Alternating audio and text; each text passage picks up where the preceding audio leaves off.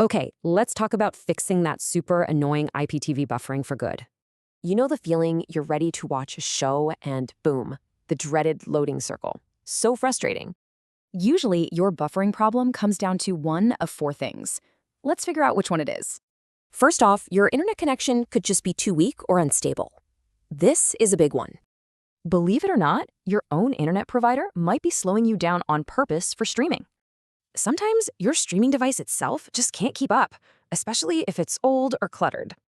And hey, sometimes the problem isn't you. Your IPTV provider servers might just be overloaded. All right, so how do you fix it? First things first, let's tackle your connection.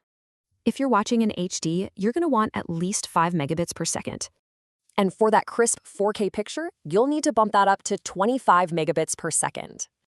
Try these simple tricks. You might be surprised what a huge difference they can make. So if browsing is fine, but streaming isn't, your ISP is probably throttling you. So what's the fix? A good quality VPN is your best bet to stop those slowdowns.